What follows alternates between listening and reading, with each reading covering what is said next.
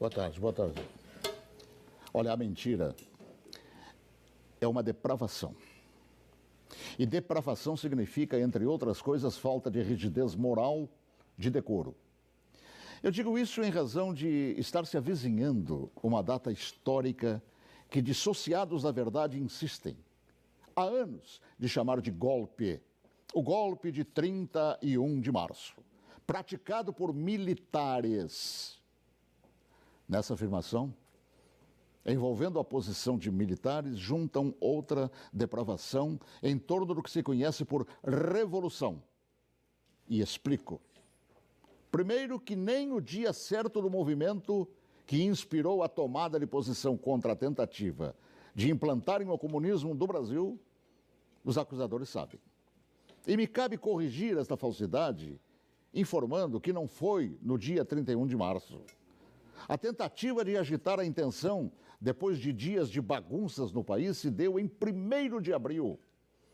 No dia 31 de março, num planejamento de agitação, João Goulart e Leonel Brizola deixaram Brasília e se dirigiram para Porto Alegre, iniciando a tentativa de golpe de esquerda. No dia seguinte, 1º de abril, agitação que deram o nome de Campanha da Legalidade, segundo o movimento de resistência que os incipientes de hoje não sabem, ou se sabem, mentem. E teve como líderes não os militares. Não os militares, que ao longo dos anos são atingidos por espetadas de baixaria. A liderança daquele movimento revolucionário pertenceu a civis que inspiraram o povo brasileiro a sair às ruas aos milhares em todas as capitais, em passeatas que ficaram conhecidas como Marcha da Família com Deus pela Liberdade. E os civis que promoveram e lideraram a revolução foram os governadores, civis, repito, do Paraná, Ney Braga, de Minas Gerais, Magalhães Pinto, da então Guanabara, Carlos Lacerda, do Rio Grande do Sul, Hildo Meneghetti, de São Paulo, Adhemar de Barros, de Santa Catarina, Celso Ramos, além dos jornalistas Roberto Marinho, do Globo, e Assis Chateaubriand, dos diários e emissoras associados, esta última empresa para a qual eu trabalhava.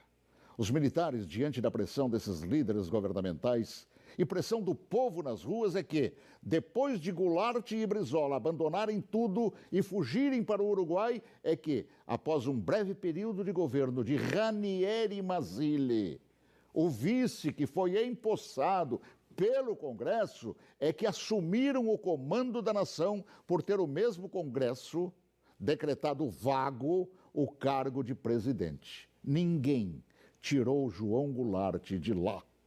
Ele é que fugiu. Eu ouvi fugir. Assim, é um depravado. Todo aquele que mente sobre o que chama de golpe, e que foram os militares que assim determinaram, pois golpe é o que queriam os sociopatas implantar. E rótulo de depravados, tanto aqueles como os que hoje repetem a mentira por uma razão, uma simples razão. Era eu, o locutor, que foi obrigado a entrar na marra no estúdio da Rádio Farroupilha naquele 1º de abril, conduzido por Goulart e por Brizola. Eu fui sequestrado e testemunha ocular da história, talvez, quem sabe, a última no Brasil, e ali ficado na cadeia de rádio chamada Cadeia da Legalidade. Eu fui nomeado oficialmente por Goulart e Brizola, lendo ofícios redigidos e patrulhados por um bando de agitadores. Eu acompanhei toda a história, também depois, através do tempo, e todos os seus capítulos não cabem aqui.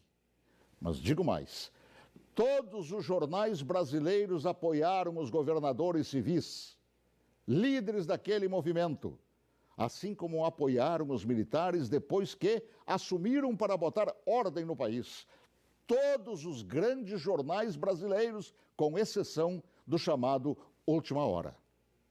E os militares, após assumirem e resgatarem a ordem atropelada pelo comunismo, transformaram o Brasil, naquela época da 49ª economia do mundo, na 8ª economia do mundo.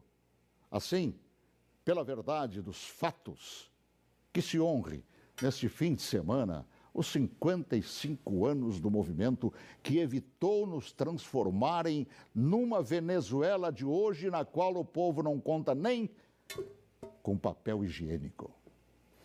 Boa tarde, se Deus quiser, até logo mais, às 18h40, com Espaço de Ponto de Vista. Olha que eu conheço inúmeras histórias suas, Paulo Martins, mas essa eu confesso que eu desconhecia. E essa é verdade, porque eu fui testemunho ocular de tudo. A gente que estuda jornalismo tantos anos ouve falar de diários associados. Jamais imaginei, Paulo, que você estava lá testemunhando tudo isso. Estava lá, no batente, cobrindo, inclusive, isso que hoje mentem por todo o Brasil. Paulo, escreve um livro.